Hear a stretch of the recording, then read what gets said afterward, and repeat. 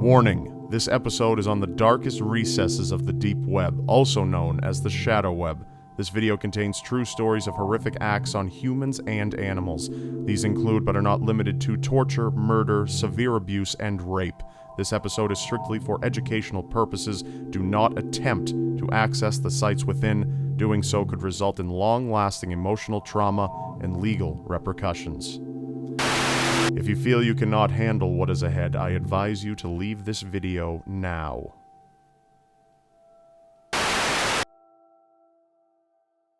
What you see on the internet on a daily basis is just the tip of the iceberg, and true evil exists just below the surface.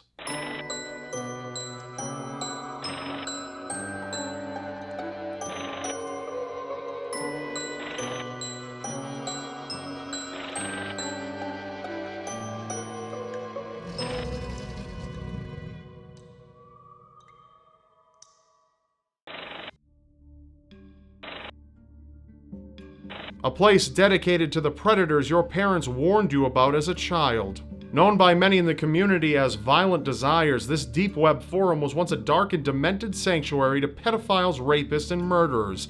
This was a community dedicated to men and women who frequently enjoyed swapping their sick fantasies while discussing future plans on exactly how to kidnap, torture, rape, and murder children under the age of 17.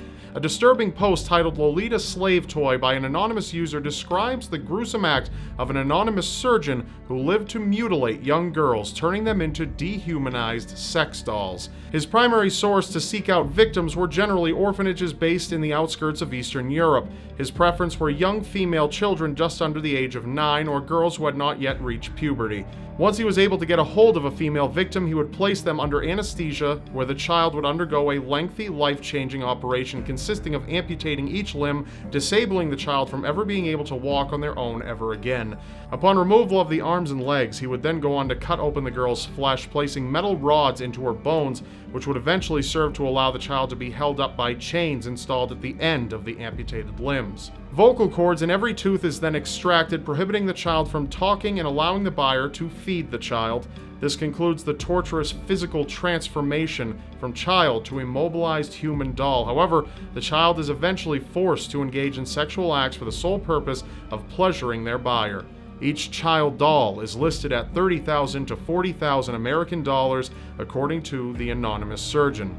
Dutch police under the National Investigator Services were able to successfully seize the entire forum in 2011, temporarily preventing the individuals from sharing further activity. However, no matter how many times a site such as this is taken down, users continue replacing what was lost, creating new sites to continue their work. Looking for a new identity or perhaps weapons and narcotics? Well, you might have come to the right place. Identity services are readily available to anyone interested in the world of identity theft. With a few easy clicks, hackers are able to collect personal information from a number of people with the use of databases tied to banks and confidential security systems. Social security numbers, passports, driver's licenses, and credit cards from around the world are then placed for sale under markets such as the Onion Identity Services or the Silk Road for thousands of dollars to be distributed and bought with Bitcoin, an online currency accepted on the deep web. In October of 2013, Ross Ulbricht, the founder of Silk Road, one of the largest black markets for weaponry and narcotics, was tracked and arrested by the FBI at Glen Park Library in San Francisco. His charges included money laundering, computer hacking, conspiracy to traffic narcotics, and attempting to kill 6 people through the use of online assassins. Though his murder charges were dropped, he was eventually sentenced to life imprisonment on May 2015 and now settles in the Metropolitan Detention Center of Brooklyn, New York.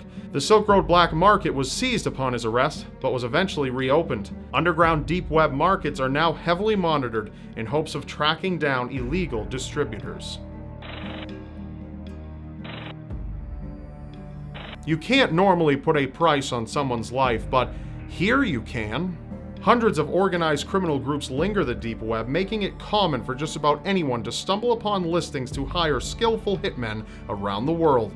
Prices range depending on the type of person, whether the target is widely known in society or not. Many sites claim to be run by organizations consisting of former soldiers and mercenaries from the French Foreign Legion. However, many users on the deep web have reported being scammed by fake assassin listings or have been arrested by undercover federal police. On November 12, 2013, Stepan Ananyakin, a successful Armenian businessman living in Russia, was apprehended by Moscow police after being suspected of hiring hitmen to kill 6 individuals responsible for the death of his son, who was severely beaten and run over in 2008. For 2 months, the Moscow Criminal Investigation Department tracked every move he made over the internet after claiming he would pay 300,000 rubles for each hit made. Police were able to fake the death of a target initiated by Stepan in order to communicate with him online, eventually leading them to him. Pleading not guilty to his acts in court, Stepan is currently facing prison time. However, the whereabouts of where he is doing his time is currently unknown to the public for the safety of him and his family members. Before you send intimate photos of yourself to anyone, consider this.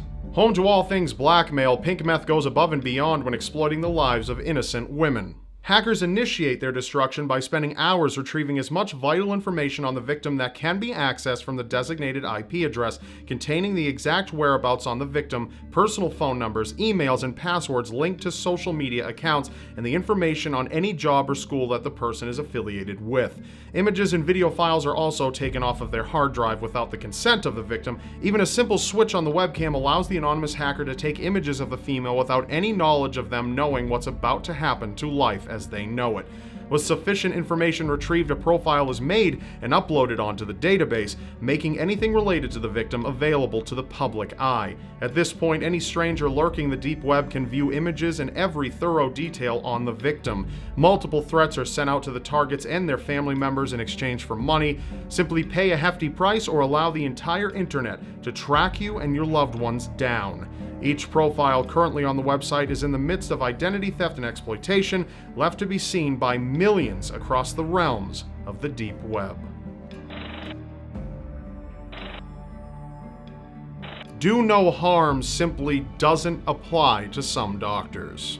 A website that was once frequently monitored, The Human Experiment, consisted of an underground team of doctors and assistants who performed and documented sadistic Nazi-inspired medical experiments on socially invisible citizens, such as homeless people. Each patient is kidnapped and placed into separate warehouses where doctors perform gruesome tests, such as injecting diseases into the individuals, experimenting on pregnant women and fetuses, inflicting pain onto the patient until death, and exposing patients to radiation poisoning. Once the patients succumb to their brutal experiments, the bodies are disposed in dumpsters of meat shops, avoiding any form of suspicion. The site was taken down in 2011 and has since been left in the archives of the deep web. It is unknown if the medical team has continued documenting their experiments online. However, searching for torture methods on humans is only ever a few clicks away. The role of director goes to the highest bidder. Going much deeper into darker realms of the deep web, users are able to access domains commonly known as red rooms. Viewers can either be invited or they can simply pay their way in. Once entering the red room, the audience has an option to watch slaves from countries such as Africa and the Middle East tortured and killed in real time. The gruesome advantage beyond watching is having the opportunity to command just how the victim is tortured. The higher amount of money put down on the live show equates to additional ways the viewer can torture victims to death. However, payment ranges in the hundreds of thousands and is usually run by wealthy individuals. Red room sessions start off with an adult man or woman bound up in rope or chains while facing the camera for the audience. The user who pays the most gets the first call to decide the fate of the victim. Mutilation and torture can initiate in multiple ways, such as severely beating the victim, cutting off each limb without anesthesia, burning or skinning them alive until death. Many users who have lurked red rooms out of curiosity have reported not reaching the end of a session due to the traumatizing screams from the victims. A disturbing place where fetishism and animal torture meet. The Cruel Onion Wiki is home to promoting the horrific mutilation, rape, and death of animals. One of the popular features on the site include video footage of women crushing live animals such as dogs, cats, and rabbits with different parts of their bodies. Many of the videos start with a clear view of the animal in a secluded space such as a closed room or cage, a place where the animal is unable to escape its tragic fate. A female then enters and begins initiating the torture by crushing the helpless animal with her bare feet or stiletto heels until severe organ damage results in its death. Videos such as these conclude with the women displaying pride for her actions, truly a disturbing and upsetting way to see an innocent animal die. Additional videos and images of animals being skinned alive or raped by men have been linked to the Cruel Onion. However, the site has been removed by the FBI, but continues to be replaced for the pleasure of animal torture enthusiasts on the deep web. Some people think 4chan is bad. Many who frequent the deep web are familiar with 8chan. It can be accessed on the surface web. However, certain areas of the site are run by darker, more sinister parts of the deep web. YPA, also known as Your Personal Army, is made up of personal information related to innocent people who are purposely stalked and harassed over the internet. Users post images of the person they wish to target. From there, anonymous users use the victim's personal information to their advantage until they ruin the person's life by threatening and stalking them. Additional areas within 8chan include zoophilia, a section that offers minds alike to upload videos and images related to bestiality and animal abuse. Another chan displays multitudes of images of children under the age of 12 who are mutilated and murdered in third world countries around the world. Some videos can leave permanent scars on those who choose to watch.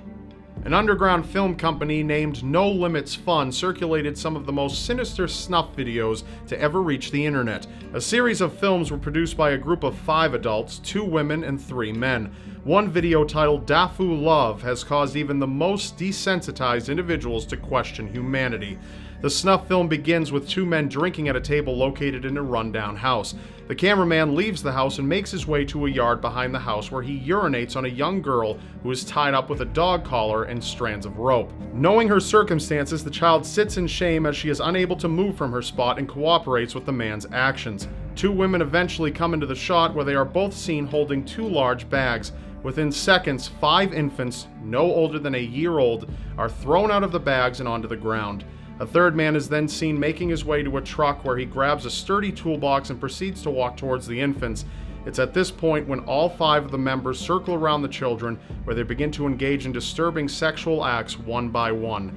Violent acts such as smacking the children and raping each child as they take turns progresses until each adult finishes. Traumatic moments occur shortly after when the women hand out a chisel from the toolbox and a chainsaw to the men, where they begin to violently stab and dismember 2 of the infants to death. The video eventually cuts to a scene of the adults drinking. Intoxicated, both women take 2 of the babies and begin tossing the children as if they were having a human pillow fight, causing the skulls of the children to severely fracture, resulting in each of their deaths. The film concludes with the 5th baby being stabbed to death with a pair of scissors aimed at the child's eyes and stomach. The snuff film has been distributed around the deep web for thousands of dollars and has resulted in numerous downloads since its release. A video that often requires its viewers to seek therapy after watching. Between 2011 and 2014, Australian native Peter Scully made his way into the Philippines, where he began luring multiple children ages 1 to 13 with the help of his 2 teenage girlfriends. The 3 would engage in kidnapping their victims by offering each child food on the streets. It was during these years when he began filming the cruel acts of the 3, mercilessly torturing and raping children, eventually uploading the video footage onto the deep web for prices ranging as high as $10,000 and up. His snuff video, Daisy's Destruction, became one of the most disturbing child pornographic videos to ever reach the internet. The video began and ended with the murderous screams from an 18-month-old toddler named Daisy. Anonymous masked men and women would take turns in raping the child, destroying her internal organs for hours until ending her fate by slowly dismembering each of her limbs while keeping her bound and alive.